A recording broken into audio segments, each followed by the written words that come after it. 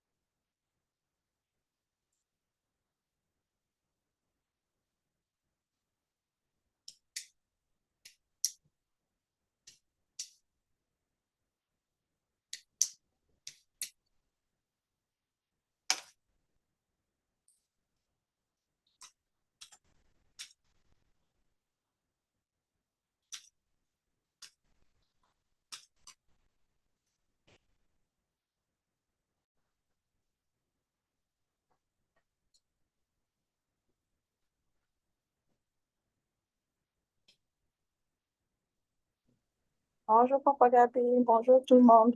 Bonjour, Maman Nadine, bienvenue. Merci beaucoup.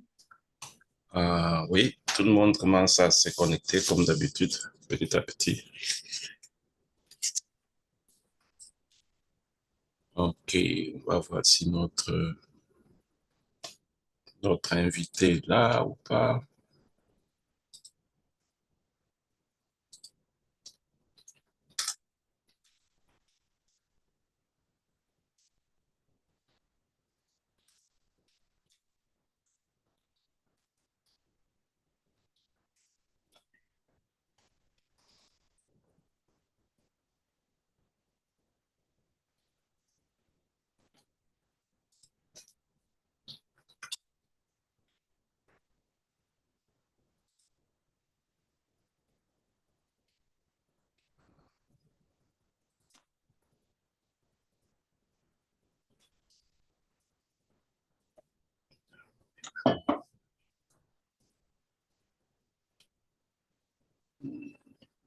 Ok.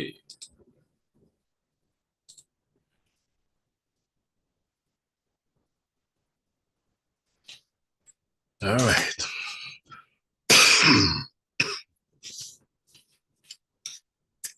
Bonjour, Maman Diana. Bonjour, Papa Anisha. Bonjour tout le monde. Bienvenue. Merci beaucoup. Aujourd'hui, à cause du weather, personne ne sera au Mara, donc je suis là. Qu'est-ce qui se passe là-bas? Beaucoup de neige? Oh my God, the road freezing. The road Oh is là frozen. là. Yeah, very bad. Oh là So là. we can go outside. Yeah, it's very, very bad. Everything is gonna. Hmm.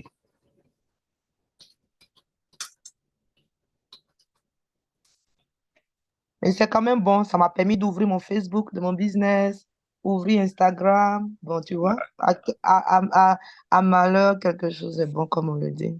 Oui, donc c'est prendre les choses du bon côté. Bienvenue, Papa Pascal. Exactement, exactement. Oui, donc c'est bien. Pendant qu'on attend que les gens se connectent, Vous savez, ça vient toujours un peu doucement, mais on va essayer de commencer à temps, à 9h05 aujourd'hui, D'accord, d'accord. parce qu'on aimerait quand même finir tout dans 1 heure. C'est bon, nous on est là, on attend. D'accord, d'accord. Lui-même est déjà là. Bienvenue à Papa Pascal. Voilà. OK. Juste quelques minutes pour faire l'introduction et commencer. Les gens viennent toujours petit à petit, hein, un petit pas. Il y en a que je dois parfois appeler s'ils ont des petites difficultés pour se connecter.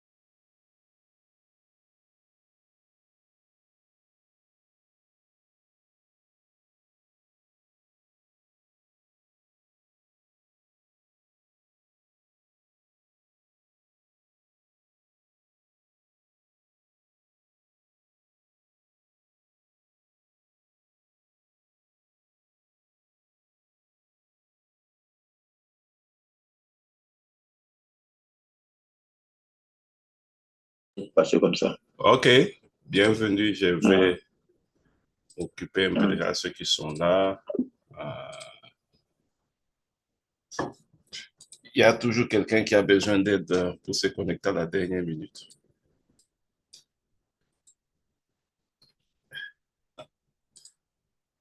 OK, voilà.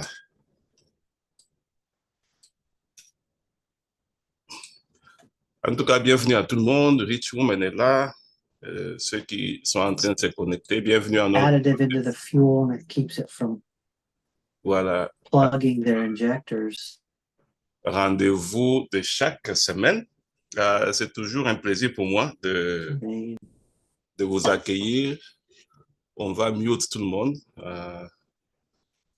Comme je vous ai écrit dans l'invitation, on va commencer à 9h05 parce que j'ai l'impression que quand on commence tard, ça nous prend un peu plus de temps, on termine tard, c'est pas bon.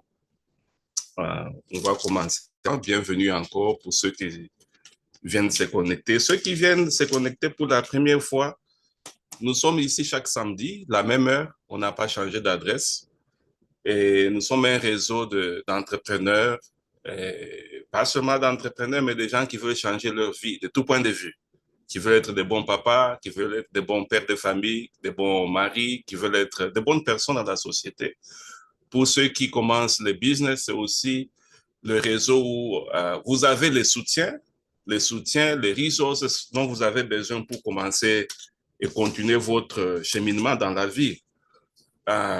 Pour aujourd'hui, nous allons avoir deux thèmes.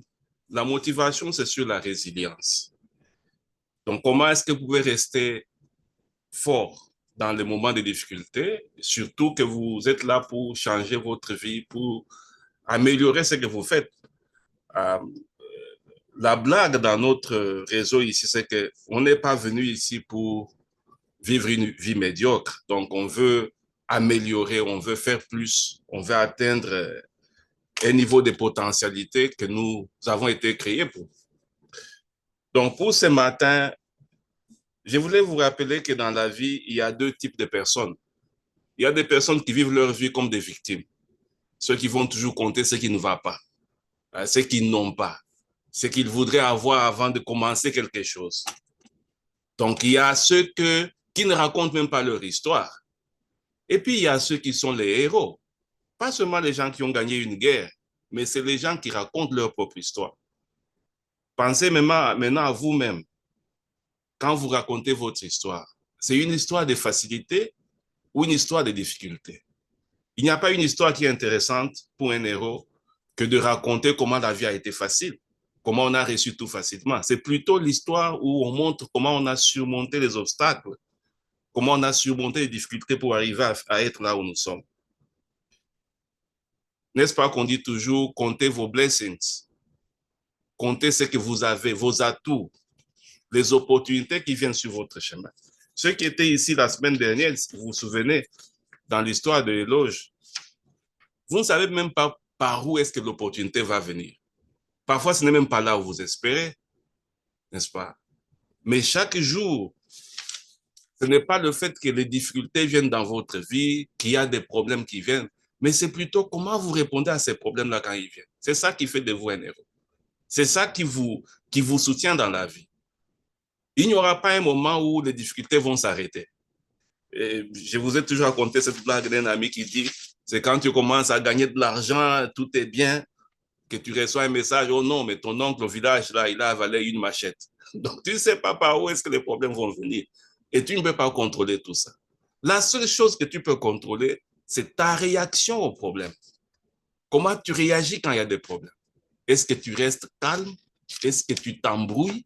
Est-ce que tu t'en sors? C'est ça. Non. Un vieil ami me disait toujours, quand il pleut, il y a un tornado, il y a beaucoup de difficultés. Ce n'est pas le moment de sortir et commencer à courir. C'est le moment de rester calme pour bien calculer ton prochain mouvement. Quand les gens parlent de toi négativement, quand les gens sont contre tes projets, quand les gens font des difficultés, qu'est-ce que tu fais? Tu parles plus ou bien tu t'étais calmement? Moi, je m'étais toujours, j'appelle ça dans ma vie les moments de désert. J'entre dans mon désert, vous ne me voyez même plus, je me prends le téléphone de personne. C'est cette réaction-là qui vous permet de ressortir de votre histoire comme un héros. L'histoire humaine est toujours faite de difficultés. Ça ne va pas s'arrêter. Ça sera toujours là. Et comme on ne voit pas le futur, il n'y a personne qui peut avoir déjà la liste de tout ce qu'il va avoir comme difficulté dans sa vie, sachant que ça viendra, ceci viendra, cela viendra. Mais non, la seule chose que vous pouvez contrôler, c'est votre réaction par rapport aux difficultés. Comment est-ce que vous réagissez aux problèmes? Vous les encaissez ou bien vous les résolvez? Ou bien vous faites face aux problèmes pour en sortir des zéros? Et ça, c'est un travail de chaque jour au quotidien. Vous faites ça en transformant votre mindset, comme on dit en anglais. Comment est-ce que vous travaillez sur vous-même pour vous transformer? Vous savez, je vous ai toujours dit, je ne sais pas à quel moment de la vie nous perdons cette habilité d'apprendre. Les enfants apprennent tout le temps. L'enfant vient, il regarde le feu. Il dit, mais ça, c'est joli, ça. Il met sa main, ça le brûle. Il dit, la fois prochaine, je ne mets plus la main là-bas. Je sais que ça brûle et ça fait mal. N'est-ce pas? Mais nous, à un moment donné, on perd la stabilité d'apprendre. On perd la stabilité de se connecter à nous-mêmes, de gérer les problèmes. Et c'est en gérant les problèmes qu'on sort expérimentés, comme on dit. La seule façon d'être expérimenté, c'est apprendre à gérer les problèmes.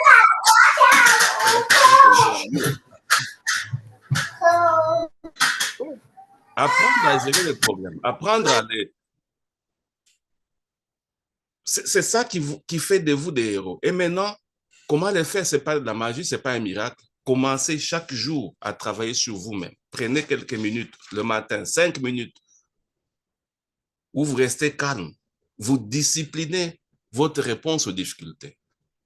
Asseyez-vous, regardez un peu dans le passé, comment est-ce que vous avez répondu à certaines difficultés. Il ne faut pas que le feu vous brûle 2 fois. Le même feu ne doit pas vous brûler 2 fois. Non. Mais aussi comment vous protégez votre mindset. Une fois que vous avez acquis de bonnes habitudes, de bons réflexes contre les difficultés, comment est-ce que vous vous protégez contre cet ami qui vient vous dire « Ah, mais ces histoires-là, ça ne marche pas. Ah, mais nous, on a déjà fait ça. » Mais lui, ce n'est pas lui, ce n'est pas vous.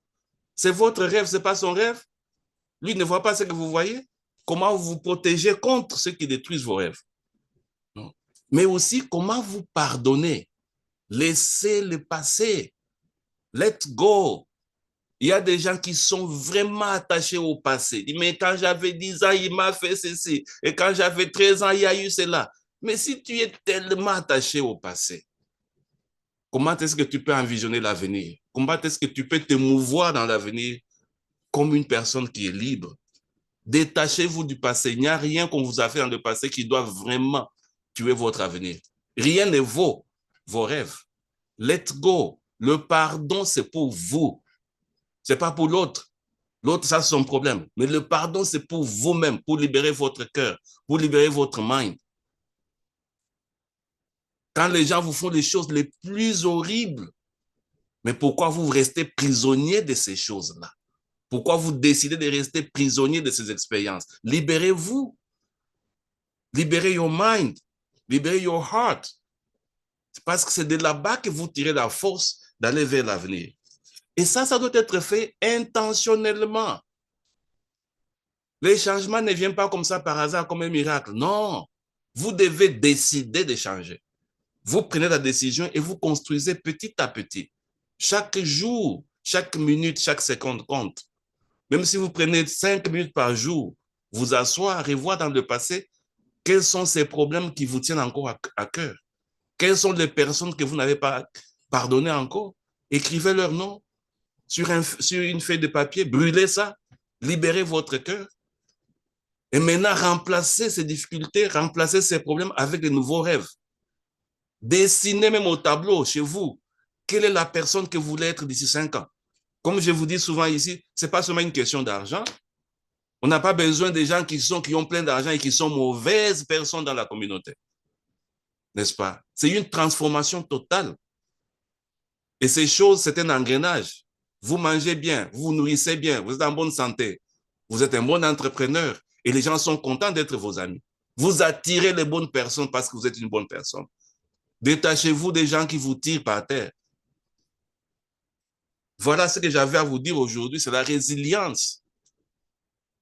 Les chemins de la vie est jonché de beaucoup de difficultés. Ça ne va pas s'arrêter. Vous n'allez même pas changer ça. Mais le problème, la question, c'est comment vous réagissez à ces problèmes. Quels sont les réflexes que vous avez développés pour pouvoir réagir, être capable de surmonter toutes sortes de difficultés. Quand tout est flou, on me dit qu'à Omaha, Nebraska, il y a de mauvais temps. Quand il y a un mauvais temps, qu'est-ce qu'on vous dit? Restez à la maison, restez calme, cachez-vous. Et quand le temps est beau, sortez. Mais pendant que vous êtes caché, construisez-vous de façon que vous sortez dans le nouveau temps comme une nouvelle personne. Je vais m'arrêter là. Je m'arrête là pour pouvoir introduire notre speaker du jour. La raison pour laquelle on l'a invité est double. La première raison, c'est que la santé est importante dans tout ce que vous faites. Et ça, moi, je ne le savais pas jusqu'à ce que je suis venu aux États-Unis. La santé ici est liée à la nourriture, à ce que vous mettez dans votre corps. Ne négligez pas ça parce que ça peut vous coûter beaucoup d'argent. Ça peut vous coûter la vie. Si vous êtes malade, vous ne saurez même pas faire tout ce que vous voulez là. Donc, préserver la santé est important. Mais aussi, la santé, la bonne nutrition, c'est un secteur important de business. Et l'habilité dans nos communautés est énorme. La potentialité est énorme. Nous avons alors le plaisir aujourd'hui d'accueillir Dr Pascal Kabamba, qui est entre les deux, donc nutritionniste, pharmacien. Donc, on peut dire qu'on a l'expérience de quelqu'un qui comprend la valeur de bien se nourrir pour le corps, mais aussi la valeur de la nutrition et de bien se soigner.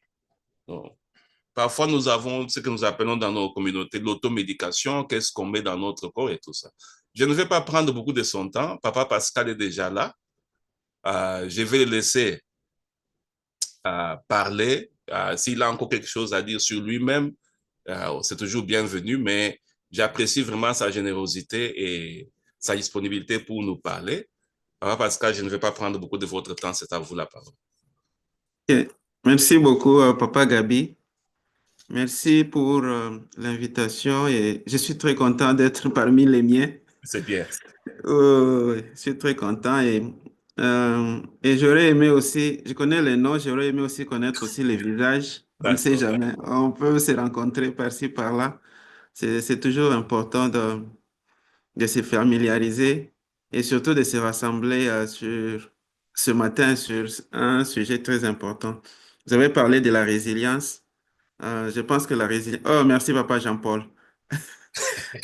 Oh, voilà. Là, je mets les visages avec les noms. Comme ça, on va avoir le temps. Je ne sais pas si tout le monde... je ne sais pas dans quel état vous êtes. Moi, je suis à Minnesota. En général, là, nous avons Mm. Nebraska, Maine, Floride, Texas, bien sûr, les meilleurs États de tous, Minnesota, parce que nous vivons Mhm. là-bas. Il y a Charlotte, papa, papa Roberto est là. Et je pense que je n'ai Mhm. oublié personne. Ceux qui viennent pour la première fois, je ne vous oublie pas, c'est Mhm. juste qu'on ne sait pas. Mhm. Voilà. Ok. Donc, il y a beaucoup des États ici. C'est vraiment important. Tonton Et Gabi, tu as oublié Oh Tennessee. non, C'est le Tennessee, Oh, meilleur Tennessee. État. Tennessee, Tennessee, Ten- Ohio. Oui. Tennessee, ce n'est pas dans l'Amérique. On doit oublier Pion. Ah, non, non, on n'a pas oublié. On n'a pas oublié. En tout cas, très, très content de vous rencontrer et très content aussi que j'apprends aussi que vous avez ces genres de rencontres tous les week-ends Ouais. où vous parlez sur la résilience. La résilience, vous parlez, en général, je pense que c'est la vie aux États-Unis. Parce que la vie aux États-Unis est très compliquée. Et si vous avez le temps de se rencontrer et de discuter sur ça, je pense que c'est la meilleure des choses qu'on peut faire quand on est dans ce pays. Encore, mon nom c'est Pascal Kabamba. Euh, c'est pas Papa Gabi, je suis en mesure de partager. Oui, oui, bien sûr, je vous donne. Ah, ok, ok. Je vais faire. Ok.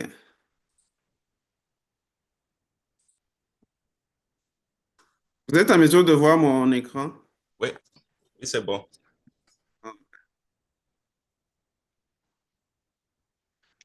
Ok, je vais parler un peu à propos de moi-même, puisqu'on a parlé de la résilience, on a parlé dans ce pays. Moi, je suis médecin. J'ai été formé comme médecin généraliste chez nous au Congo. Quand j'ai fini, j'ai travaillé dans la médecine générale. À peu près, c'est 2 ans à peu près avant de venir dans ce pays. Alors, quand je suis venu dans ce pays, je voyais que toute personne comme médecin, la première des choses, c'est de rentrer dans le domaine médical. Et je vous assure que ça a été la plus difficile des choses que je n'ai jamais essayé. Euh, Parce que quand on vient dans ce pays, la première des choses qu'on a, le défaut de nous, le Congolais, c'est la langue. Je ne connaissais pas l'anglais, je ne connaissais rien de l'anglais. Il fallait me débrouiller, apprendre l'anglais. Et pour être dans le domaine médical, il y a beaucoup de conditions qu'on vous oblige, et parmi lesquelles la première des conditions, c'est faire le TOEFL, l'examen d'anglais. Euh, je suis allé dans les cours des adultes ici, non, dans les cours d'anglais qu'on appelle euh, les cours d'anglais des adultes. J'ai fait presque 2 ans là-bas en train d'apprendre ABC, comme on dit. ABC, en train d'apprendre ABC et puis essayer de m'informer comment être dans le domaine. Quand j'ai appris toutes les étapes là-bas, je pense que s'il y a des gens qui sont intéressés, on pourra en parler après. Mais sinon, je suis allé à travers toutes les étapes et ce n'était pas facile. C'est alors que je me suis décidé de faire la santé publique. J'ai fait la santé publique et un doctorat en pharmacie, ce qui était très proche de la de la médecine. Pourquoi la santé publique? J'ai choisi la santé publique parce que, en tant que médecin chez nous, j'ai toujours eu l'intention que plus tard dans la vie, il faudra aller dans notre pays et aider nos pays, notamment les pays africains. Et quand j'étais au pays, la plupart, vous connaissez l'histoire des vaccinations, tous ces programmes-là sont gérés ici, sont gérés par les internationaux. Alors, j'étais très intéressé pour savoir que, OK, comment on peut entrer dans les organisations internationales et être en mesure d'aider nos pays dans tous les domaines, surtout dans les domaines de vaccination, les domaines de santé publique, tous ces domaines là-bas. C'est comme ça que j'étais obligé de faire la santé publique. Mais quand je suis allé à l'université, c'était d'abord difficile d'entrer dans la santé publique. Bien que j'avais mon diplôme ici, il y avait beaucoup de conditions. Alors, je me suis dit, bon, maintenant, comment je peux faire? La voie la plus simple, c'était d'entrer d'abord dans la pharmacie, parce que la pharmacie, c'était pas très compliqué. Mais ça m'a quand même aidé. Quand je suis entré dans la pharmacie, on m'a accepté aussi en santé publique et j'ai fait les deux à la fois. J'ai fait la pharmacie. En même temps, je faisais le doctorat en pharmacie et je faisais aussi le master en santé publique. Ça n'a pas été facile. Vous savez, je suis arrivé, moi et ma femme, on n'avait pas d'enfants et puis les enfants ont commencé à venir. On a eu En deux, trois développement. enfants pour le moment. Mm. Avec les trois enfants, tu dois travailler pour les nourrir, tu dois étudier. Et c'était compliqué, mais quand même, comme on a parlé de la résilience ici, on a parlé des objectifs. Quand vous avez des objectifs en tête et vous savez de quoi vous cherchez, vous pouvez toujours être en mesure de surmonter les étapes et les obstacles et être en mesure. C'est comme ça. J'ai fait les deux. En même temps, j'étais aux études, ma femme était aussi aux études, elle faisait le nursing. Donc tout ça, c'était une maison très compliquée, une maison des étudiants. Euh, mais quand même, Dieu merci, ça m'a aidé. J'ai fini en pharmacie et aussi en santé publique. Et pour le moment, je travaille dans la pharmacie, mais je suis en train de nourrir encore des projets pour la santé publique et essayer de voir comment on peut être en mesure d'entrer dans les organisations internationales et être en mesure d'aider aussi nos pays en Afrique.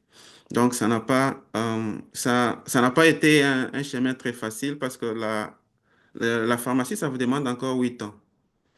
Il faut au moins 4 ans de bachelor et puis 4 ans de pharmacie lui-même. Ça fait encore 8 ans. Je l'ai commencé en 2013, 2014, je pense.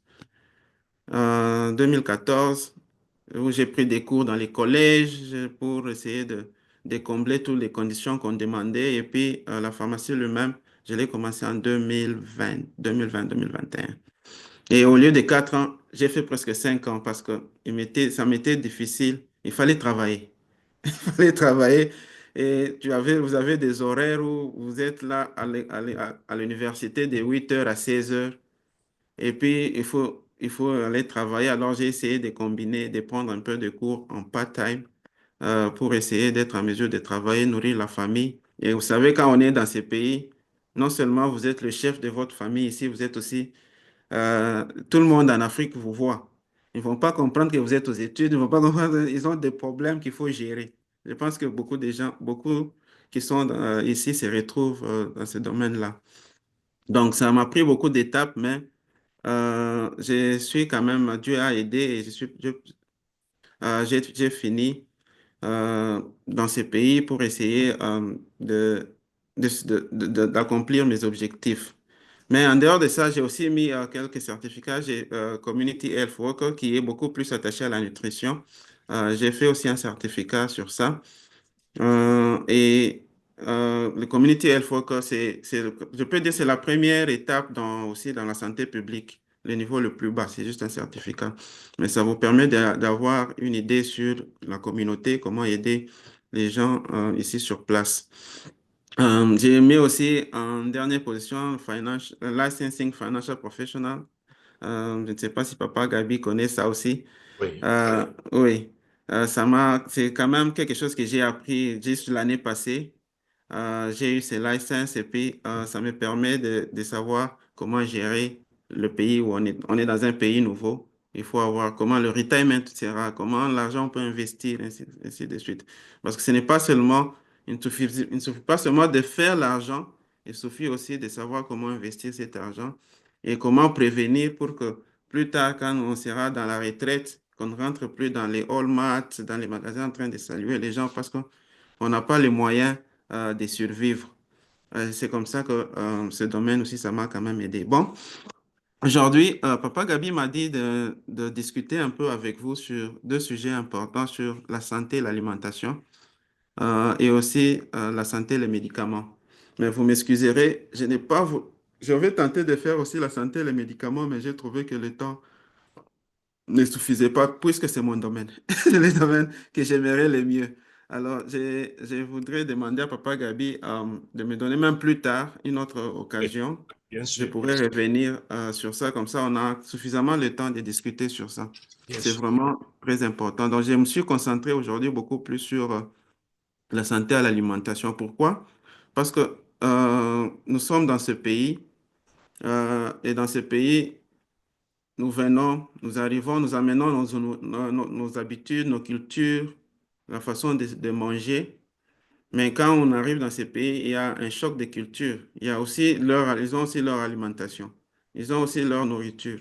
Ils ont des choses qui n'étaient pas habitués au Congo. Et quand nous venons ici, nous trouvons des choses très nouvelles. Mais il y a beaucoup de conséquences qui sont là-bas. C'est pour ça que la première question que je me suis posée, c'était de savoir comment bien se nourrir. C'est ce qu'on appelle healthy eating.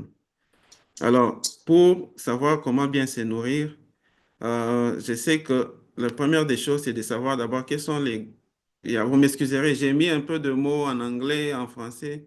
Ça fait longtemps que j'ai écrit en français. Alors, il y a les accents, les choses comme ça. Ça m'était des choses quand même que je n'ai pas, qui n'étaient pas faciles de mettre avec mon ordinateur. Mais la première des choses, je disais, c'est de savoir quels sont les guidelines de l'alimentation saine. Quand vous devez manger, quelles sont les recommandations? Qu'est-ce qu'on pense dire quand on dit quelqu'un il se nourrit bien?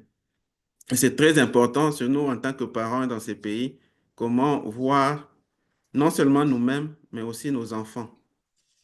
Est-ce que nos enfants, comment est-ce qu'ils mangent? Comment ils se débrouillent?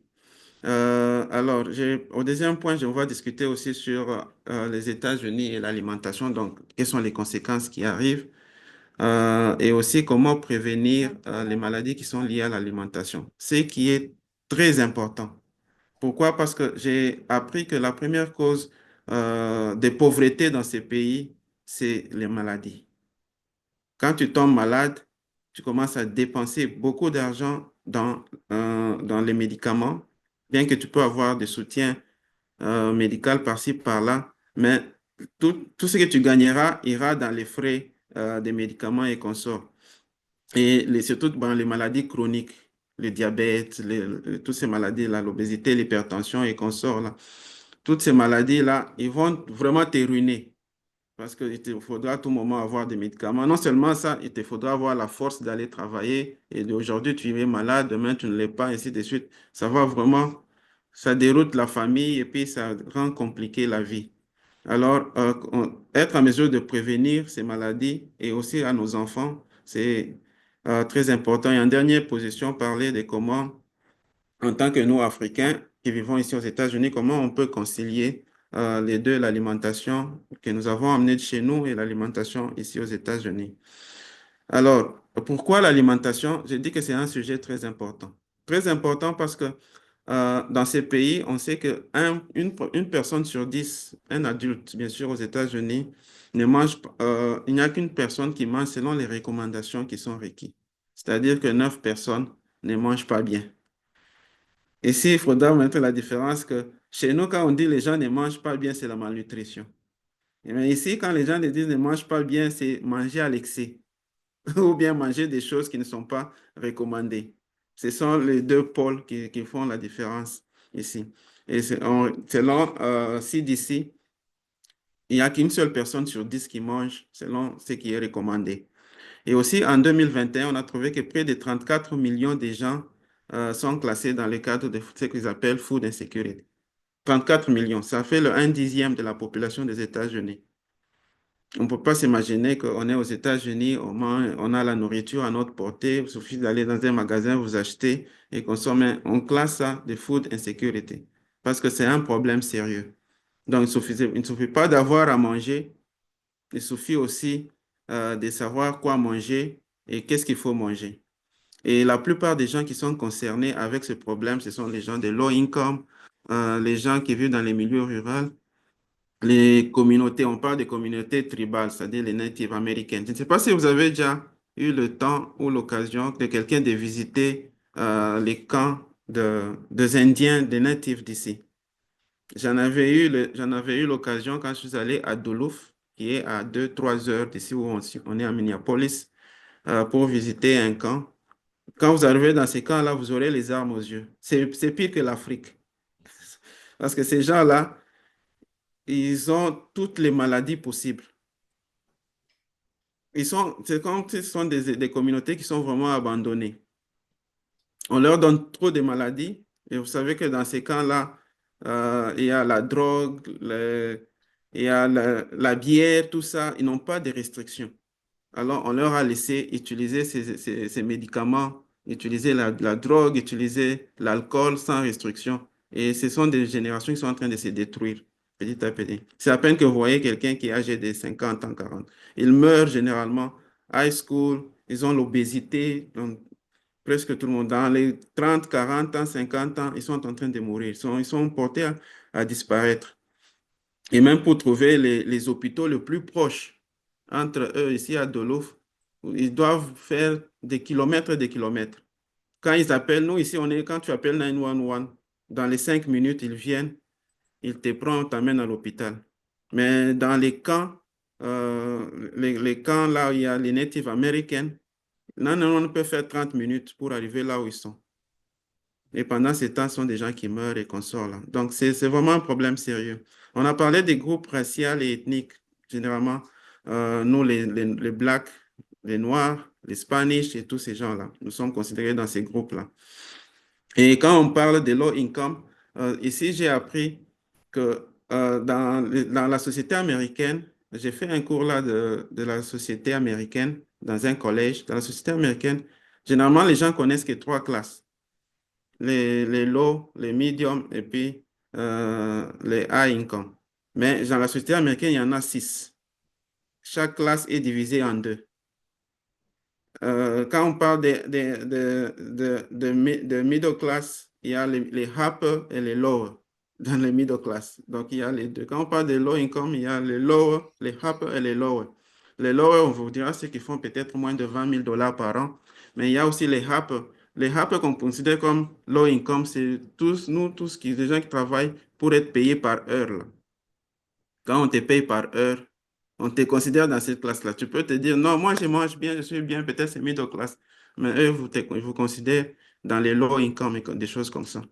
Et puis, il y a les middle class. Quand les middle class, là, on commence à considérer les gens qui touchent peut-être $200,000, les familles, $200,000 l'année, la femme et l'homme. Tu vois, la plupart des Blancs, dans les couples, ils sont au-delà de 200-250 000 $ par année. Le mari est ingénieur, il fait ses $100,000. La femme fait, je ne sais pas quoi, elle fait ses 80 000 $. Et tous ces gens sont dans les middle class. Alors, quand les politiciens viennent ici, ils vous disent, non, nous luttons pour les middle class et qu'on sort là. On ne voit pas nous autres ici qui travaillons dans les compagnies, on nous paye par heure. On voit les gens de cette catégorie-là. On voit, vous avez les médecins, vous avez les pharmacistes, les avocats et qu'on sort là. Donc, il y a beaucoup de classes dans la société américaine. Donc, je veux dire seulement que nous tous, nous sommes considérés dans ces histoires de low income et qu'on sort. Euh, pour aussi aller vite dans l'alimentation ici, il y a généralement c'est ça les guidelines. Les guidelines, on considère cet élément là-dedans.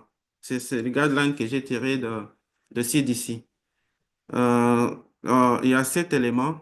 Là, il y a beaucoup connaissent déjà ces éléments, mais c'est seulement c'est la mise en pratique qui est un problème.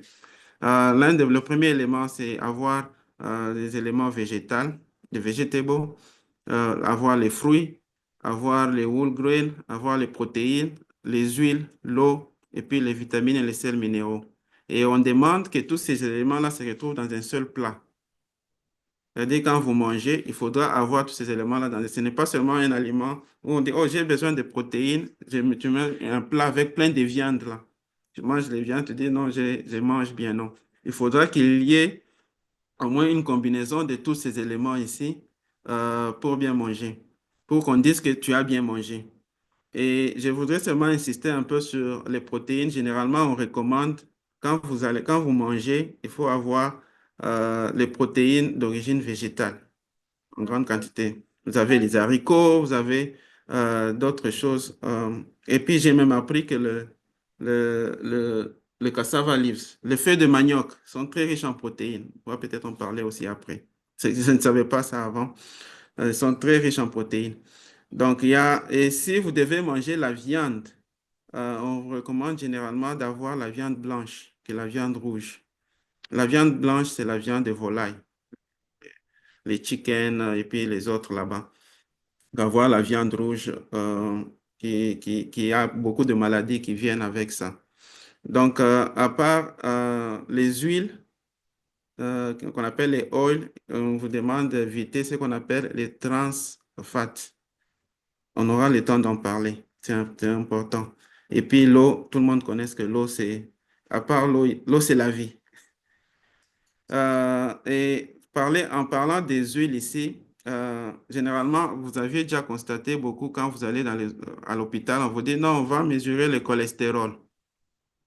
Il y a ce qu'on appelle le mauvais cholestérol et le bon cholestérol. C'est la graisse qui est là-bas. C'est comme ça qu'en choisissant le type de huile ou de la graisse que vous voulez, vous pouvez faire que vous amenez dans votre corps le bon cholestérol au lieu du mauvais cholestérol. Et les mauvais cholestérol, c'est ce qu'on appelle les LDL, c'est-à-dire les low density, qui est le cholestérol qui a la densité la plus moindre, considérée comparée au HDL, les high density.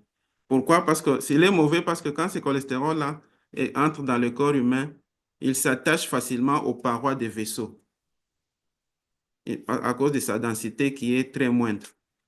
Et ces low cholestérol-là, on les trouve aussi dans beaucoup d'aliments. J'ai donné ici les bad fats. La margarine, vous voyez toutes ces histoires-là qu'on rend un peu dures, comme la margarine. Vous avez les cheese là qui sont un peu durs là. On utilise généralement les low cholestérol là-dedans. Vous avez les French fries. Mes enfants adorent ça. Mais ça veut pas que ce n'est pas du bon cholestérol. Les McDonald's, les donuts, tous ces cookies ici. En général, ça vient de quoi? Ce qu'on appelle les fast-food. Parce que les fast-food, ils utilisent de l'huile qui est désoxygénée. C'est-à-dire, on prend de l'huile, on enlève un peu de l'oxygène là-dedans pour que ça se chauffe très vite. Les mamans connaissent, quand vous êtes à la cuisine, vous prenez de l'huile, vous préparez, je ne sais pas, la viande, vous mettez l'huile sur le feu, et la viande, ça vous peut vous prendre même 30 minutes.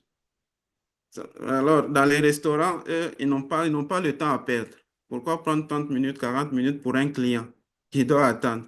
Alors, ils utilisent l'huile qui est désoxygénée, quand vous mettez sur le feu, c'est dans les 5 minutes, 3 minutes, 5 minutes, ça chauffe déjà et puis les choses sont cuites.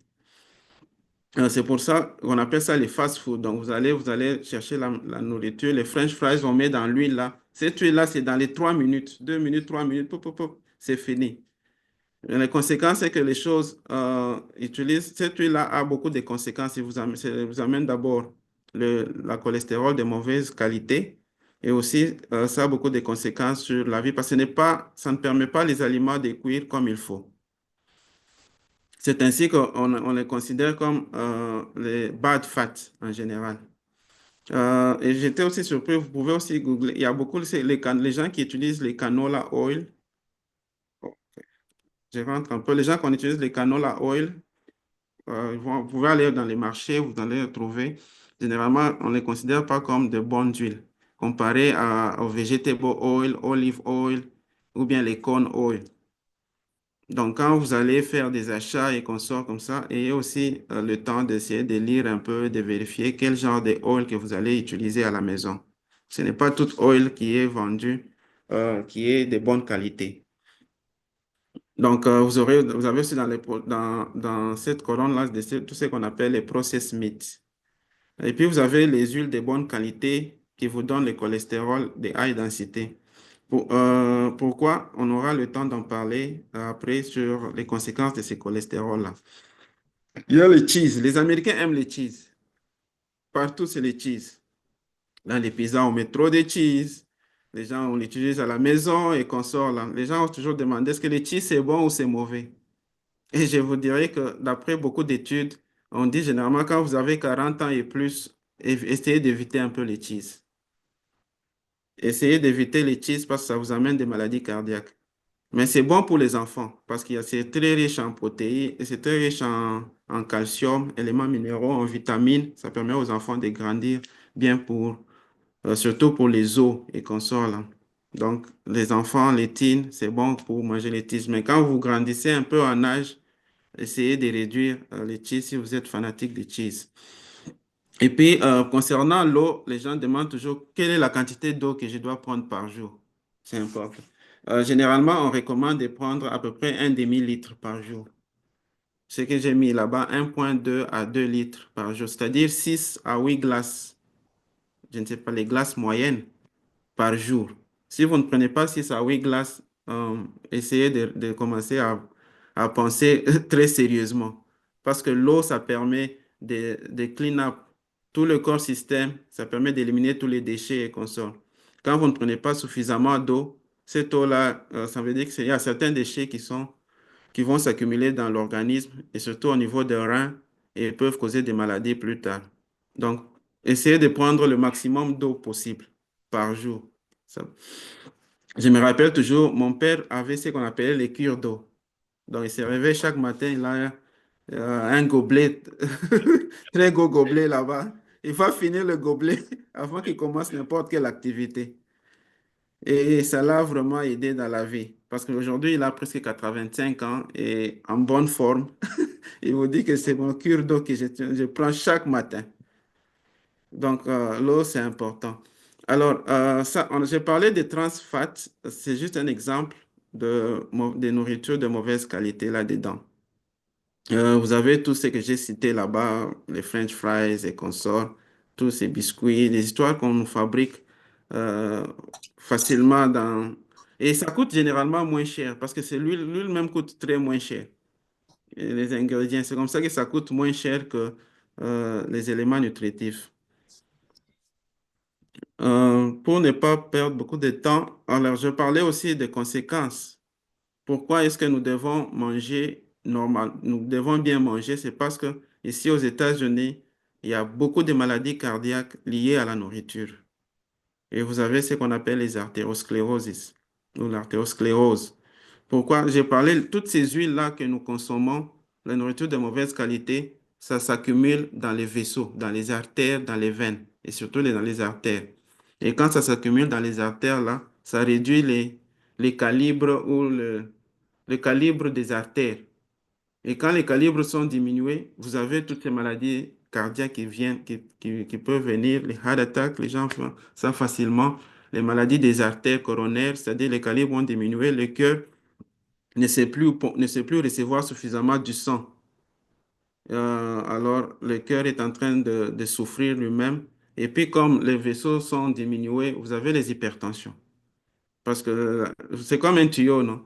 Quand vous faites passer de l'eau dans le tuyau, l'eau passe normalement. Quand vous diminuez la dimension du tuyau, il y a maintenant une forte pression. L'eau commence à exercer beaucoup de pression sur les parois du tuyau. C'est la même chose aussi avec les artères. Quand les artères diminuent de volume, la pression augmente. Et quand la pression augmente, c'est l'hypertension qui s'amène. Et quand l'hypertension s'amène, le cœur est en train de pousser de l'eau, du sang vers les vaisseaux qui sont diminués. Le cœur doit augmenter de volume pour essayer de compenser ça. Alors, vous avez le cœur augmente de volume et consort. Alors, vous avez toutes ces maladies-là qui en découlent. À part celui-ci, à part les artérioscléroses, vous avez aussi des problèmes de diabète. Aux États-Unis, on dit qu'il y a près de 38 millions de personnes avec diabète. Ça veut dire qu'il y a 1 sur 10, parce qu'on est à 350 millions de gens. 1 sur 10, ils ont le problème de diabète. C'est très intéressant. Imaginez-vous, vous marchez sur la route, 10 personnes, au moins une personne a le diabète. Et c'est généralement le diabète de genre de type 2. Parce que le type 1, généralement, c'est héréditaire. Bon, le type 2, il y a aussi la partie héréditaire, mais la grande partie, c'est environnemental. Et en dehors de ça, vous avez aussi les obésités. Je ne sais pas, papa. Oui, Je suis en train de garder le temps. Ok, je termine dans les oui, 2 minutes qui restent. d'accord. Il y a le problème d'obésité qui est un problème aussi sérieux dans ces pays. On dit 1 sur 5 dans ces pays, ils ont un problème d'obésité. D'accord. L'obésité, c'est pas seulement être gros, c'est aussi ce qu'on appelle le BMI. On prend la taille et la masse. Et quand on calcule la taille et la masse, on se rend compte que les gens sont déjà, soit ils ont des surpoids, soit ils ont des obèses. Il y a des gens même qui sont obèses qui ne se connaissent pas. Il suffit de prendre votre taille et votre masse, vous divisez, vous avez ce qu'on appelle le BMI, vous calculez, vous dites, oh, je suis au surpoids. J'étais aussi surpris quand j'ai calculé, j'ai dit, ah, donc je suis dans les surpoids. Quand vous venez ici aux États-Unis, vous mangez, vous montez, vous descendez, peu d'exercice, vous êtes dans les véhicules, vous montez, vous descendez, et puis vous retrouvez que vous êtes dans les surpoids. C'est comme ça qu'on dit une personne sur cinq dans ces pays a un problème d'obésité. Et l'obésité a des maladies qui viennent avec ça. Et puis, vous avez de l'hypertension, j'en avais déjà parlé.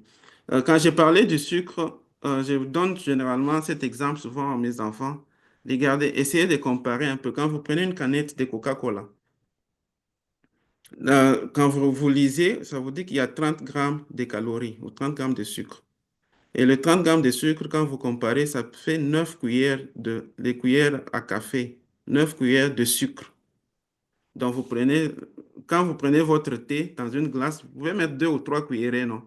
Mhm. Mais dans une canne, c'est 9, comptez 9 dans un glace. Mhm. C'est ça, une canne de Coca-Cola. Et quand vous prenez les histoires comme les Mountain Dew et les Mountain Dew, on vous dit qu'il y en a à peu près 11 cuillères, parce que c'est 46 grammes. C'est 11 cuillères de sucre dans cette canette-là. Donc, quand vous consommez un seul comme ça, vous avez consommé une quantité avec 11 cuillères de sucre dedans. Et quand vous prenez les Monster, vous avez à peu près 13,5 cuillerées de sucre.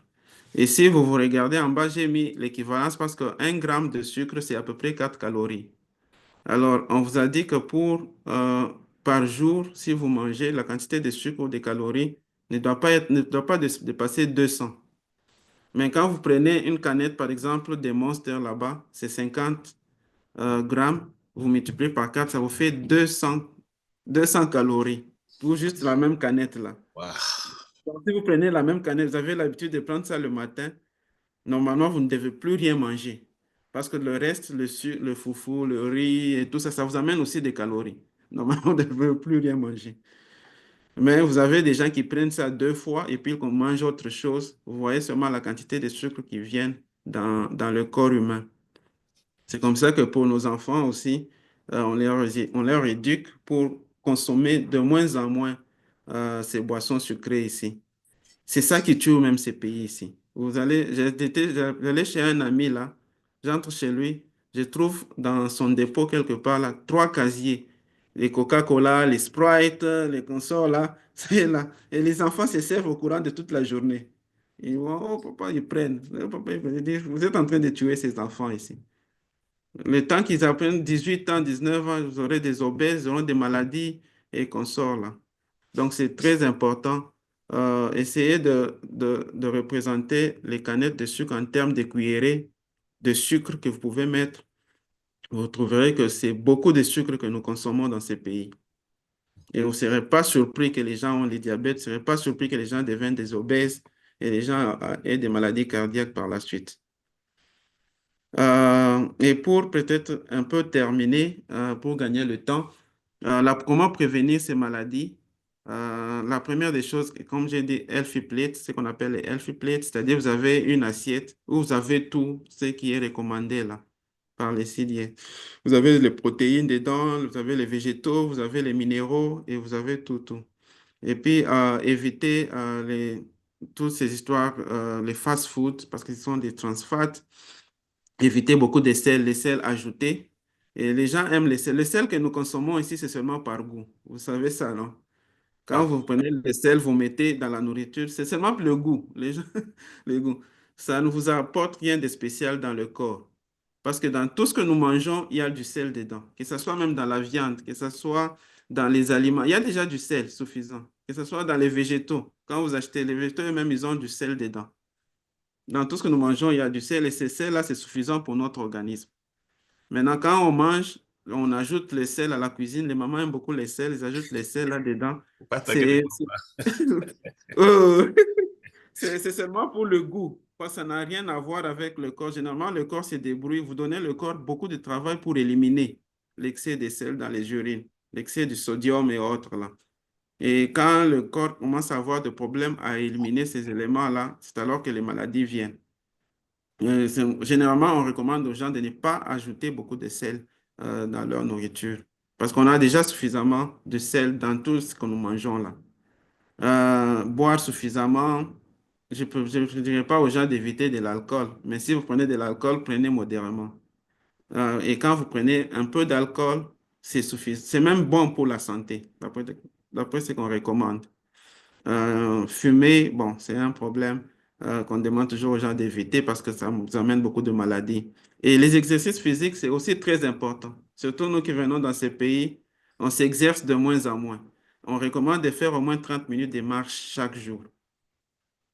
Avec 30 minutes de marche à pied, ça vous permet de brûler toutes les calories qui sont dans le corps et un bon fonctionnement. En tant qu'Africain, en tant que parent, c'est qu'on dit, j'ai parlé, c'est d'initier beaucoup plus nos enfants à la nourriture africaine. Parce que la nourriture africaine, je parlais de feuilles de manioc, j'ai dit que de feuilles de manioc, j'ai lu même un article dit par ces messieurs qui a été publié sur les feuilles de manioc, il y a près de 38% de protéines là-dedans.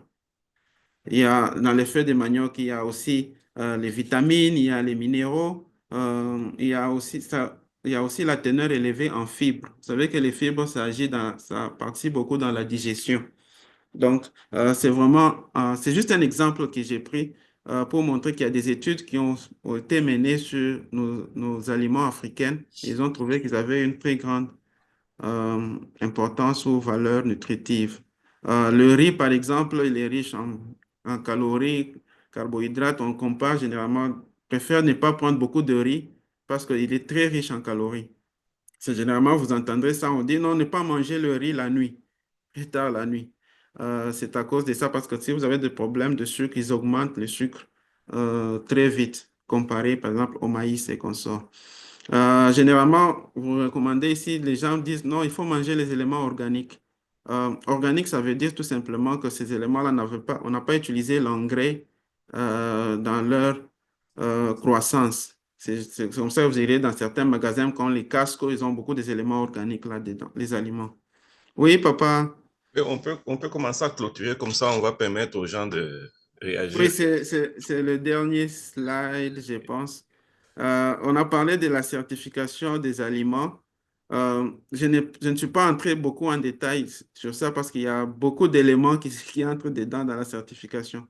Donc, quand nous amenons les aliments de chez nous, du Congo, vous les amenez ici, ça dépend d'un pays à l'autre. Généralement, on recommande aux gens de chez nous, on passe par le service d'hygiène.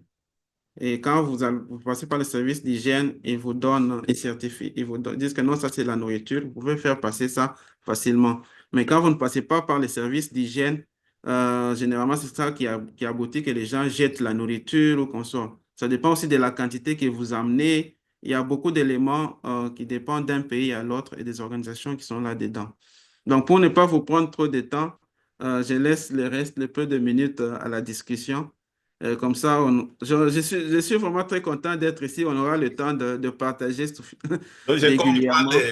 l'excitement. Vous savez, c'est la première rencontre. On est ouvert Oh, que vous reveniez une autre fois. Vous nous découvrez. C'est les jours de noces aujourd'hui, donc je comprends. effectivement. Ok, On a vous toujours avez beaucoup la à dire. parole, papa. Oui, Ok. mais voilà quelques petites conséquences que j'aimerais tirer avant que je laisse les autres parler aussi. C'est que pour moi, ce que j'ai compris, je ne veux pas rendre ma vie difficile. Je voudrais que la nourriture africaine soit ma solution parce que tout ça, c'est très compliqué. Composer les plats avec ceci. En Afrique, j'ai mangé chaque jour, je m'en faisais même pas de problème. Et je trouve ça vraiment fascinant.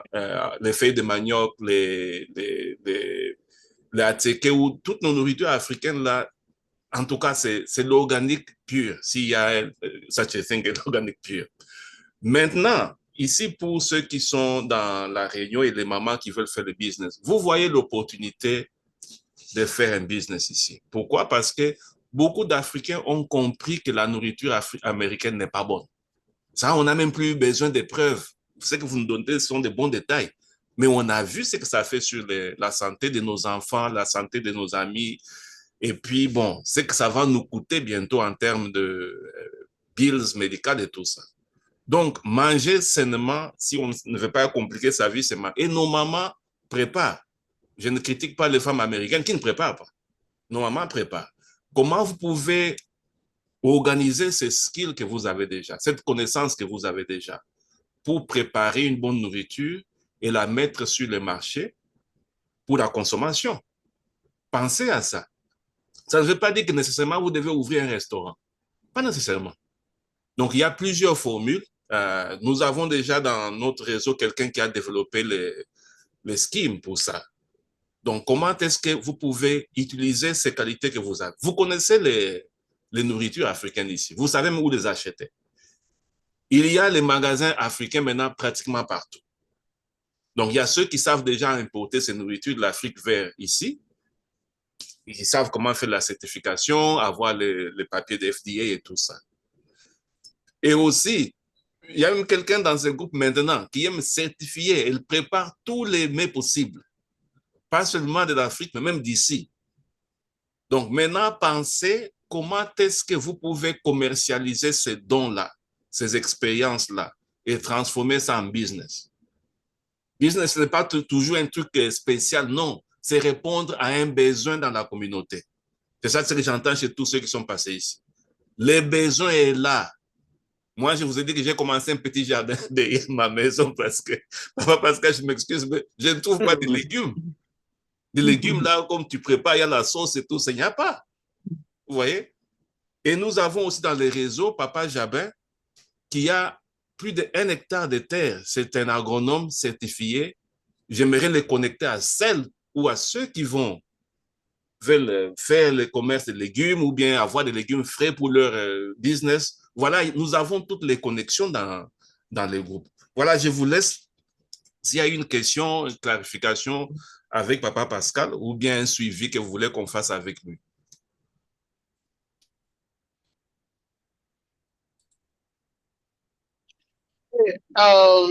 Vraiment, merci beaucoup. Ici, c'est Eddie de Nashville, Tennessee. Prof, bonjour.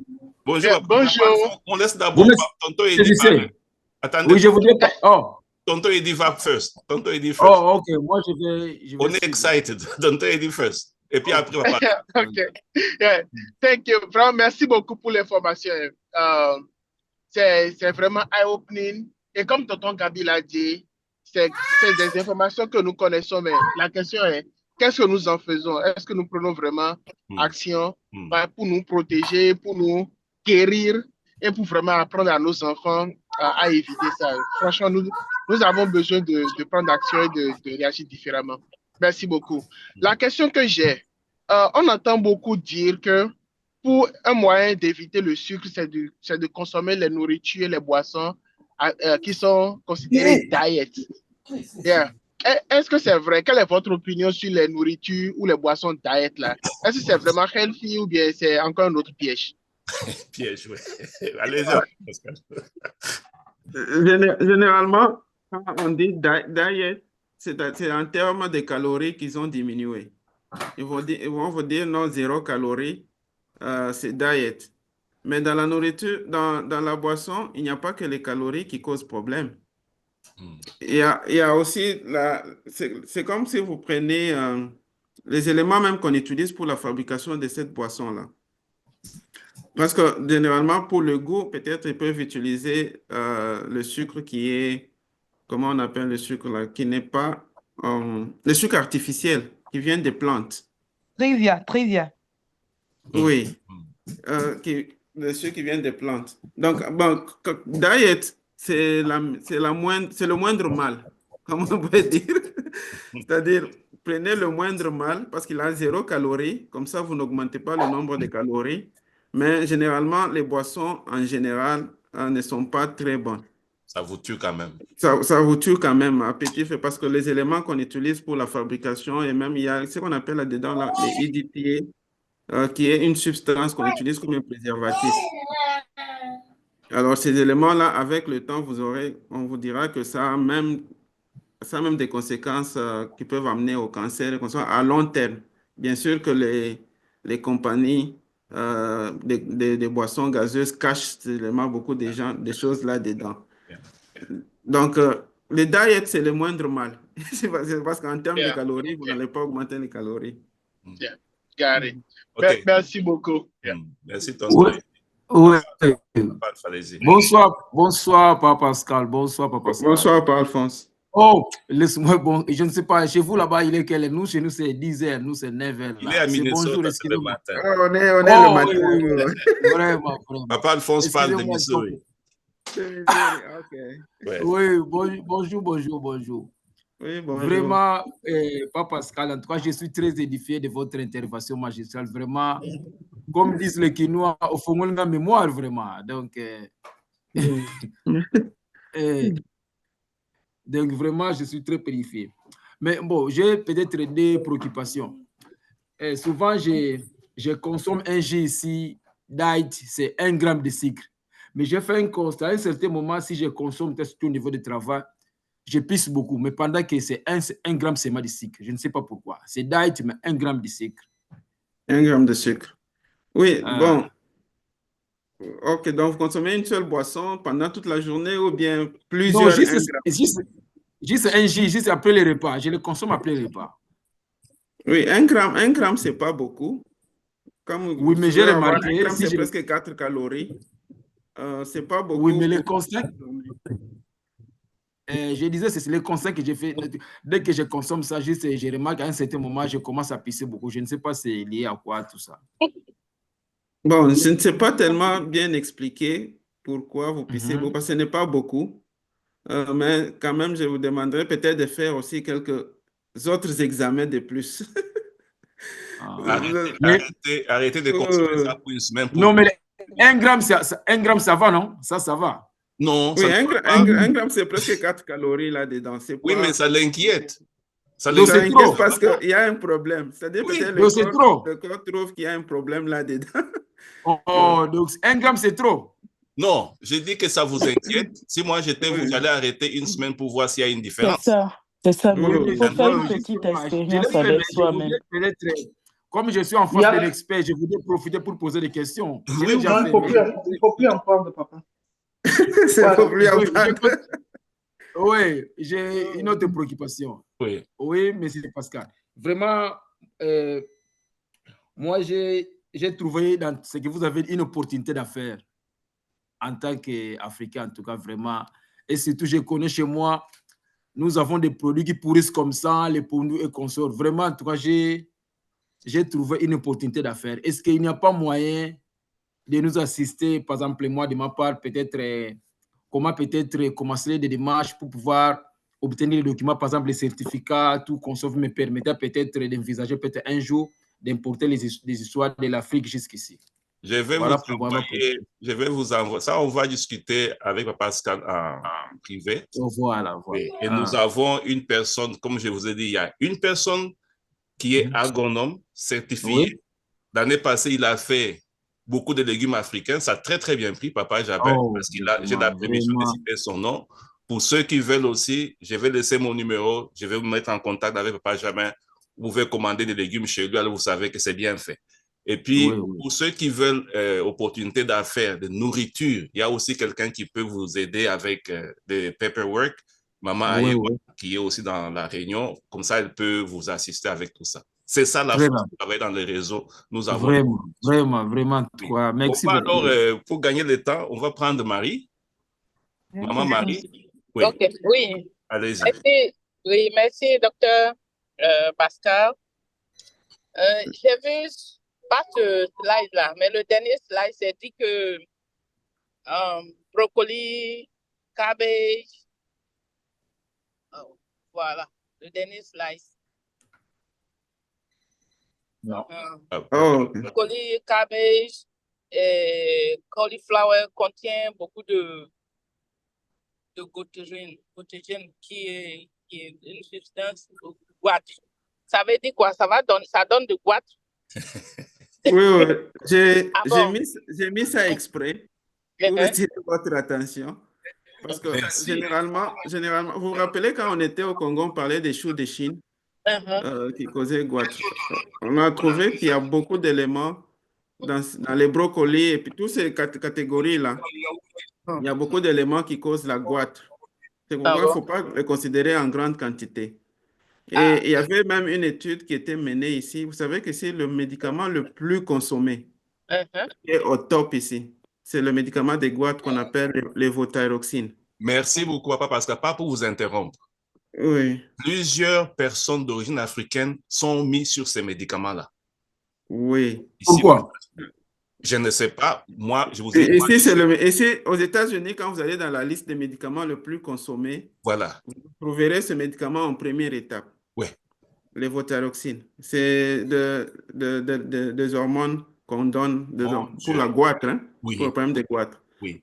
Alors, les gens se demandent, est-ce que c'est pas à cause de la consommation exagérée des brocolis et tous les cauliflowers dans ces pays? Parce que c'est ce qu'ils ont comme végétaux. Oui, Oui. parce que c'est ce que moi, je pense que c'est ça qu'on nous conseille ici. Et donc, Oui.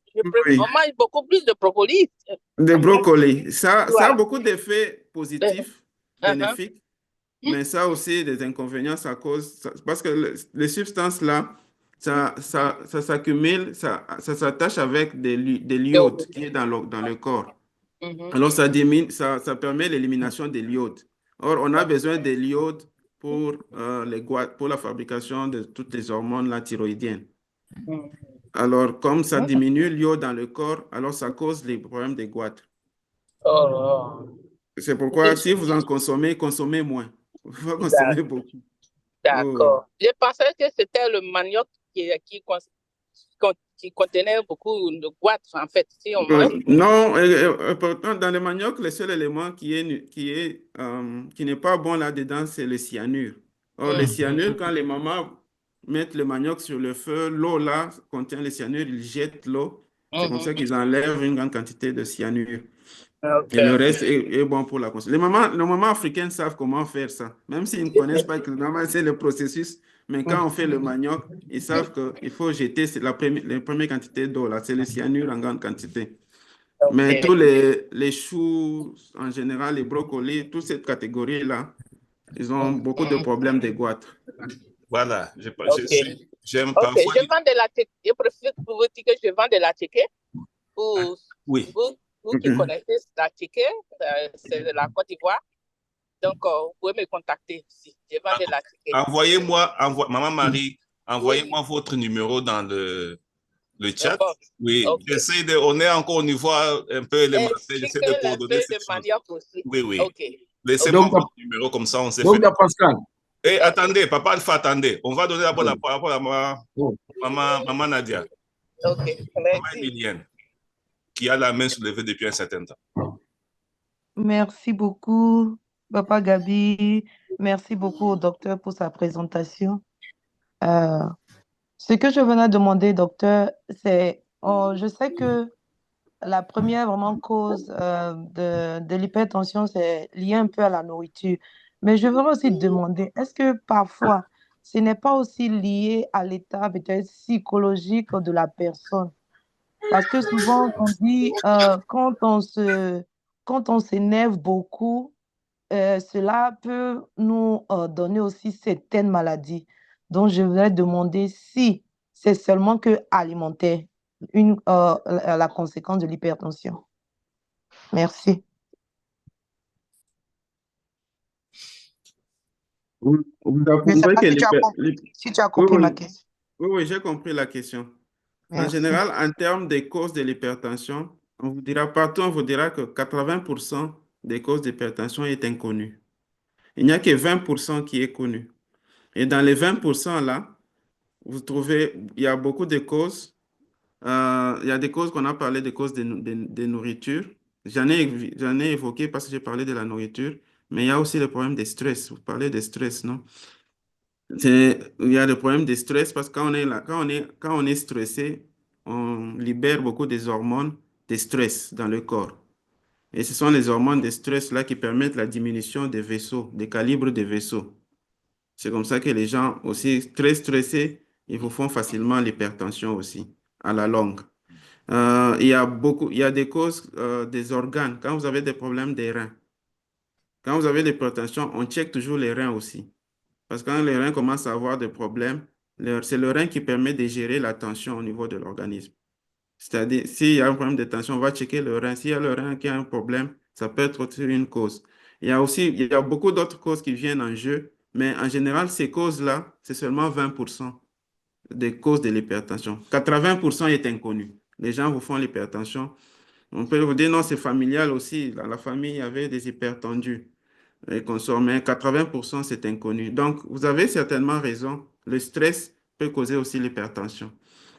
La nourriture peut causer l'hypertension à un certain degré. Il y a aussi d'autres causes, mais c'est au moins dans les 20% des causes. Donc, une très bonne Merci question. beaucoup. Merci beaucoup, docteur. Il y a aussi Maman Nadine, et puis après, on va prendre deux autres questions pour clôturer, quoi. Maman Nadine, allez-y. Bonjour, Papa Pascal. Bonjour, Maman Nadine. Maman Nadine, on vous attend à peine, hein? Merci vraiment beaucoup pour votre question. D'abord, ça va mieux, vous m'entendez? Oui, oui, c'est mieux Oui, maintenant. oui, maintenant c'est mieux. Ok, voilà. Alors, j'allais dire que j'étais dans un état différent. J'avais un certain kilo que je pesais. Et quand j'ai quitté l'état, j'ai gagné 20 kilos, comme ça, en moins de temps. Et je sais pas que je mange beaucoup à l'extérieur. Souvent, j'essaie de bien manger. Je prépare à la maison la nourriture africaine souvent. Mais j'ai gagné du poids. Alors, on m'a mis en phentermine, weight loss medication. Mais comme je ne pouvais pas prendre ça pendant longtemps, j'ai pris ça pendant 6 mois. Maintenant, je dois rentrer chez le docteur, mais j'essaie de m'exercer et tout ça. J'ai fait tout ce qu'il faut faire, mais je ne sais pas. C'est pas facile de perdre les 20 kilos que j'ai gagnés, en fait. Et en fait, ça me dérange, évidemment. Mais j'allais poser la question, quel est un des meilleurs médicaments based on weight loss qui est recommandé par les docteurs? Qu'on peut prendre à la pharmacie ou je sais bien que je peux aussi dire à mon docteur, voilà, j'ai consulté un docteur, est-ce que ça c'est bon, ou bien que je peux buy on the counter, from the counter, ou je peux parler au docteur, which one, selon vos recommandations.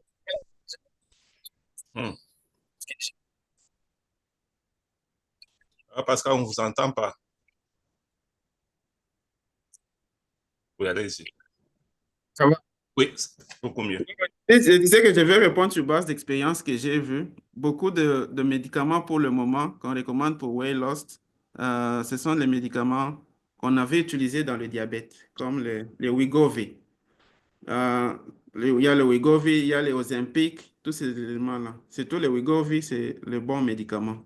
Mais le problème avec ces médicaments est que c'est rare de trouver sur le marché parce que tous ces blancs, tous ces gens, ils cherchent ça. Alors, les compagnies qui en fabriquent, ils n'en fabriquent pas la quantité suffisante pour combler la demande. C'est comme ça que des fois, ça vous coûte excessivement cher. Il faut avoir des assurances. Il faut que le médecin aussi puisse signer, envoyer à l'assurance pour que l'assurance puisse vous donner ces médicaments-là. Ça peut coûter jusqu'à $3,000, juste une cure de 1 mois, parce qu'on prend chaque semaine. Le phentermine, on vous donne, c'est un médicament qu'on donne pour diminuer l'appétit. Donc, quand vous avez l'appétit diminue, vous ne mangez plus suffisamment, c'est comme ça que ça joue un peu dans la diminution du poids. Mais ce n'est pas tellement suffisant parce que, comme vous avez dit, il faut toujours ajouter des exercices physiques et consorts pour essayer de libérer même la quantité de sucre là qui est emmagasiné. Quand je parle de sucre, je parle en termes de graisse, parce que la graisse se transforme en sucre aussi, qui est emmagasiné. Donc, essayez de faire la combinaison de tous ces éléments-là. Mais, et surtout, les moyens les plus recommandés, ce sont les moyens naturels, les exercices physiques en général, et puis contrôler votre diète. Ne vous fiez pas beaucoup plus sur les médicaments, parce que ces médicaments, ça peut vous aider dans la chute du poids, mais ça a des conséquences plus tard. Ça a des effets que, dans la longue, si vous n'en prenez plus, vous augmentez plus de poids que même avant. Exactement. Et parce que quand j'avais perdu 20 kilos, je ne prenais pas de médicaments, je ne prenais rien. Comme ça, c'est parti. Mais quand je suis revenue dans un certain état, j'ai regagné les 20 kilos. OK. Papa Alphonse, est-ce que vous avez encore la dernière question? C'est la toute dernière question, Papa Alphonse. Il est déjà 10 heures. Papa Alphonse est là? OK. Il n'est pas là, on va profiter pour... Je suis ici. OK, allez-y alors. Allô, prof, je suis ici. Oui. Oh là là. Oui, docteur. Oui. Il paraît que quand vous gardez longtemps la nourriture au feu, ça peut encore créer des maladies. Oh mon Dieu. Quand vous préparez.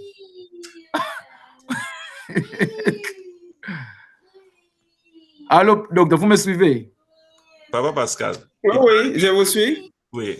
Garder la nourriture longtemps sur le feu pour créer d'autres maladies. Quand vous préparez. Oh, bon, ça dépend. Généralement, ce qu'on recommande, c'est quoi?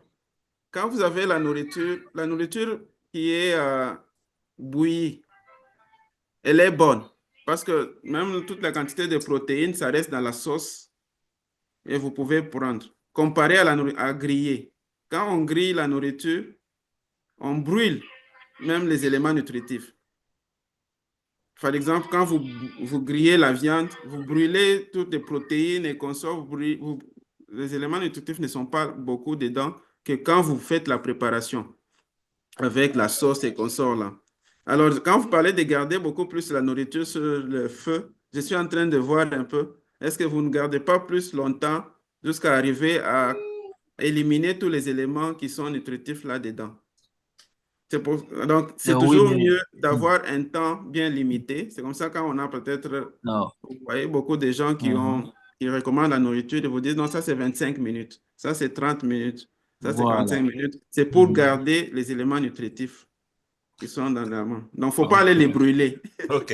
Papa Pascal, je pense qu'on on va discuter. Je suis toujours étonné que chaque fois qu'on choisit un sujet pour un samedi, l'anxiété que j'ai toujours, je ne sais pas si ce sera intéressant pour les gens ou pas, mais voilà. Voilà que la discussion ici, on peut aller jusqu'à 11h, on peut aller jusqu'à 12h. Donc, je vous remercie infiniment pour le partage. Et vous voyez, ça veut dire qu'on va encore vous rappeler une deuxième fois. Maintenant, vous connaissez notre groupe. On est ici, c'est d'abord un groupe de gens qui veulent changer la vie et nous voulons faire ça basé sur la bonne information.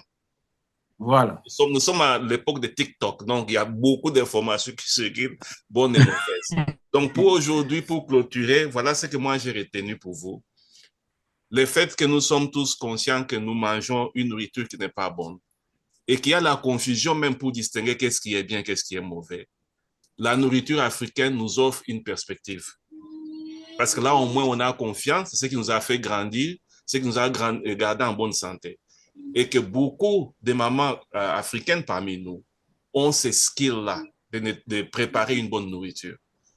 Alors, ce que j'aimerais, c'est, j'ai laissé mon numéro de téléphone, le numéro de téléphone de Marianique, contactez-nous, comme ça on peut voir comment vous aider à commencer à commercialiser ce que vous savez faire. Vous savez qu'il y a une différence entre la nourriture commerciale et la nourriture qui est faite pour manger.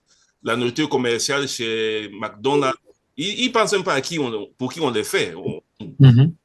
Ça, c'est la nourriture commerciale.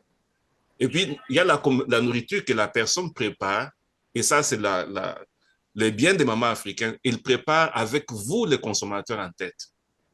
Avec vous, les consommateurs, in the mind. Parce que voilà, je prépare ça parce que papa Gabi va manger. Ou que je prépare ça parce qu'il y a une famille qui va manger. C'est comme ça que nos mamans préparent la nourriture. Alors que chez McDonald's, la personne qui prépare, il s'en fout. Il n'a même pas besoin de savoir qui mange ça, comment il va manger ça. C'est la commercialisation de la nourriture qui nous a amené tout ce que nous souffrons ici. Donc là, vous avez eu des éléments vraiment bien d'un spécialiste. Vous voyez, ça va me déborder à une consultation. Donc, on a besoin de vous ici une autre fois. Je vous remercie encore énormément. Et puis, l'autre opportunité d'affaires, c'est aussi ce qui a été évoqué vers la fin ici. Il y a aussi une prolifération de physical things. Oh, il faut aller au gym comme ça, comme ça, comme ça. Est-ce qu'il n'y a pas parmi nous quelqu'un qui peut nous donner une formule magique? Comment perdre le poids? Pas en prenant des pills ou en faisant ceci. Et comment perdre le poids d'une façon africaine, si je peux dire comme ça. Voilà, si vous connaissez quelqu'un comme ça, on sera content aussi de l'inviter ici. Donc, pour toutes seules et tous ceux qui ont des idées sur la nourriture, qu'est-ce qu'on peut faire, transformation, importation, contactez-nous, comme ça, on va essayer de travailler ensemble. Alors, Pascal, je n'ai pas d'autre mot que vous dire vraiment merci. Je remercie tout le groupe, tous ceux qui sont venus aujourd'hui. Il est 10h20. On a dépassé le temps beaucoup. Au-delà de ce que nous prévoyons 1 heure chaque samedi, c'est aussi l'importance que vous apportez à ce groupe et nous travaillons chaque semaine pour pouvoir mener un bon sujet pour vous motiver. Je vous rappelle encore que nous avons un contrat Nous avons les contrats. 2025, on se met à transformer nos vies. Il n'y a personne qui est venu en Amérique pour être un esclave moderne. Ouais. C'est toujours rappeler que l'économie américaine est construite sur le travail des esclaves. La différence, c'est que maintenant, l'esclave moderne, nous signons, nous prenons le visa, nous payons même pour devenir esclave. Mais la différence, c'est que, contrairement à l'esclave du temps passé, nous avons le choix de ne plus être esclave. Et vous avez la motivation. Restez résilient. Ne laissez pas tomber vos idées, vos rêves. Si vous avez un ami qui vous décourage toujours, quittez-les. Dites au moins en 2025, pour 2 ans, je prends congé de vous. Après 2 ans, quand je serai riche et fameux, je reviendrai. Pour le moment, vous n'avez pas besoin d'un ami comme ça. Si vous êtes dans un réseau où TikTok, c'est pour vous détruire, pour quitter d'abord ça pour un an. Quittez. Je vous dis, moi, depuis que j'ai arrêté de suivre les nouvelles à la télévision, je suis bien gentil avec ma famille. Je vous assure, c'est du poison qu'on vous met dans la tête. Coupez la télévision si vous pouvez. Coupez la télévision pour les enfants. Je parle comme un enseignant. Il y a beaucoup d'autres choses que les enfants peuvent faire sur la télé. Coupez la télé pour les enfants. Laissez les enfants bien manger. Quand est-ce que nous, Africains, on va dominer le monde? Ce n'est pas notre temps maintenant. Mais la seule façon de le faire, c'est la transformation de nous-mêmes. Restez résilients cette semaine. Faites les bonnes choses cette semaine. Consacrez au moins 1 heure cette semaine sur votre business. 1 heure seulement. Vous vous asseyez, vous regardez votre business. Qu'est-ce que vous avez fait dans votre business? 1 heure seulement par semaine. Consacrez 1 heure seulement par semaine à votre famille, aux gens que vous aimez, à vos enfants. 1 heure seulement. Vous verrez comment chaque capital que vous investissez va transformer. Encore une fois, je vous souhaite une très, très bonne semaine. Papa Pascal, merci beaucoup pour le partage. C'est vraiment apprécié. Je promets beaucoup. Parler avec Papa Pascal pour la voir une autre fois, pour nous parler encore. Et puis, je vous vois la semaine prochaine. C'est même adresse, même temps et même heure. Très bonne semaine à vous tous. Merci beaucoup, avec plaisir. Merci beaucoup, merci beaucoup. Papa Gabi, oui, je suis là, on dirait qu'on va augmenter des... Moi, je propose... C'est ça, chaque semaine, parce que ça ne suffit pas, on a faim. On n'est pas rassasié. Ok, donc, là, au moins, peut-être, le présentateur peut avoir, tu vois, parce que quand tu fais l'introduction, soit tu peux avoir peut-être 10 minutes, tu fais ta petite introduction, tu présentes le présentateur, il vient, il fait 50 minutes, et puis maintenant, après, on a 30 minutes, ou bien peut-être 20 minutes, je dirais, questions-réponses, et puis en 10 autres minutes, mais en 5 minutes, tu fais le cadrage de la fin, et puis c'est fini, parce que, tu vois, on est vraiment assoiffé. Ok. On n'est pas rassasié. C'est entendu. On va travailler là-dessus. Merci beaucoup. Merci beaucoup.